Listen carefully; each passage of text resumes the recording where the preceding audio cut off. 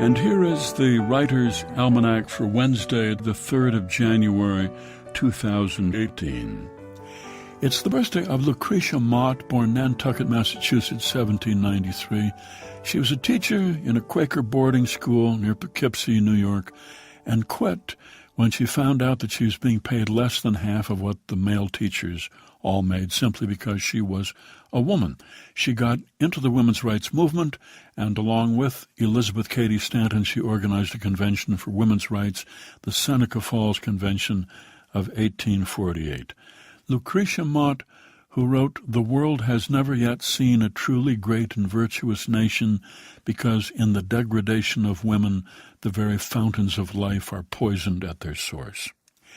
It was on this day, 1841, Herman Melville, 21 years old, set sail aboard the whaling vessel Acushnet from the port of New Bedford, Massachusetts, bound for the Pacific.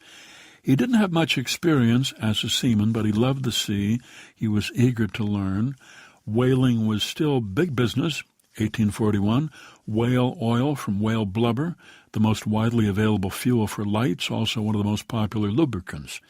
He learned the ins and outs of whaling. He helped to harpoon the whales, harvest them, process their oil, also listened to the stories that his fellow seamen told, particularly of a legendary white sperm whale called Mochadeck. And all of it gave Herman Melville material that he was to use in writing his book Moby Dick. And today is the birthday of J.R.R.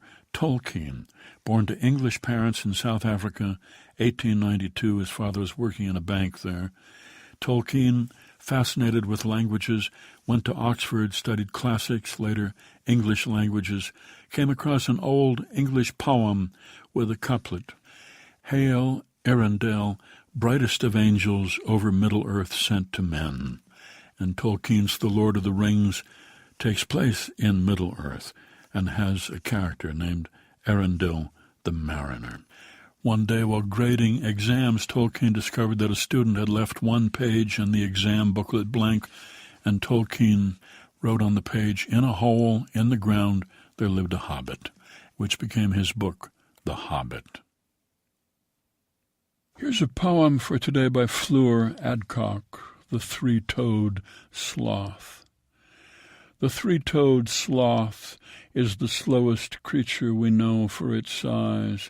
It spends its life hanging upside down from a branch, its baby nestling on its breast. It never cleans itself, but lets fungus grow on its fur. The grin it wears like an idiot clown proclaims the joys of a life, which is one long rest. The three-toed sloth is content, it doesn't care. It moves imperceptibly like the laziest snail you ever saw, blown up to the size of a sheep. Disguised as a gray-green bough, it dangles there in the steamy Amazon jungle. That long-drawn wail is its slow-motion sneeze, then it falls asleep. One cannot but envy such torpor. Its top speed when rushing to save its young is a dramatic 14 feet per minute in a race with fate. The puzzle is this, though. How did nature breed a race so determinedly unenergetic? What passion ever inspired a sloth to mate? The Three-Toed Sloth, a poem by Fleur Adcock, from Poems 1960 to 2000, published by Blood Axe Books, and used by permission here on the Writer's Almanac, supported by the Poetry Foundation, publisher of Poetry Magazine, now available in a digital subscription for iPad and iPhone. Subscriptions at poetryfoundation.org/digitalmag. Engineered by Noah Smith, produced by Joy Biles. Be well, do good work, and keep in touch.